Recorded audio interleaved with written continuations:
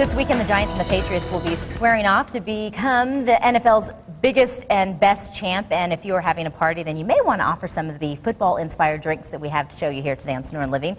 John Christie with Old Town Whiskey is here to share a couple of his creations today, and I love the names of them already. And as I mentioned, you were the only person that really gave a shout out for the Giants. So you and stickers. Well, if the porcupine picked it, I'm confident now. You're confident. Yes, that's the confidence you needed. Exactly. Let's talk a little bit about some of the primary ingredients and why you came up with these names. Well, typically what I like to do with any cocktail, not just for football-inspired or kind of a big game-inspired cocktail, is fresh ingredients are the key. Quality product, alcohol, spirits, things like that. For me, I want it to be something people can make in their house. They can, when they're going to the grocery store, they pick up some stuff for the game. Okay. So it's nothing too crazy in terms of the liquors in it. No, not at all. All right. Pineapple, fresh fruit, lots of zest, things like that. Let's get going then. Yeah, definitely. The first one is called what? We call this the Touchdown Maker. We're using Russian Standard vodka, which is a Russian vodka that has a very whole mouth feel to it, kind of like a bread-like finish.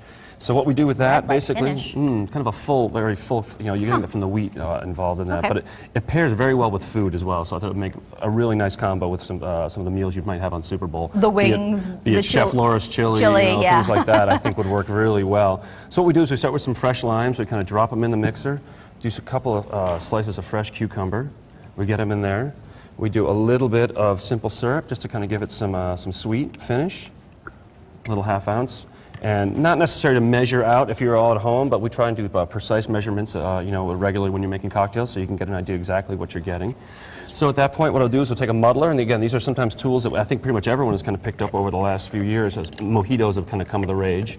So it seems to be muddlers are out there more. We kind of crush this up, so we're getting some nice, releasing the juices and the kind of the oils from the limes. Yours has that kind of a plastic, like a rubbery plastic Exactly. tip. You can go either way. You could go with a wooden. I was going to say, are you kind of old school with the wooden one? I do them both either way. I like the footprint on this one because it helps to chew up the cucumber a little bit more. It gets it really releases because cucumber can be kind of mild sometimes, and you want to get some of that sweetness out of there. So at that point, what we do is we typically add a little ice in there, and then I would a little bit more. Impromptu bar down here. Exactly. All of our demo tables have ice makers that are in the right back. there for you. So we always want to pour over fresh ice as well because it gives it a nice clear quality to it and makes the cocktail much more refreshing. So we do a little bit of vodka. Now, when I think of drinks like this and I think of football, let's be honest, when I think more woman. I think a woman. This is true.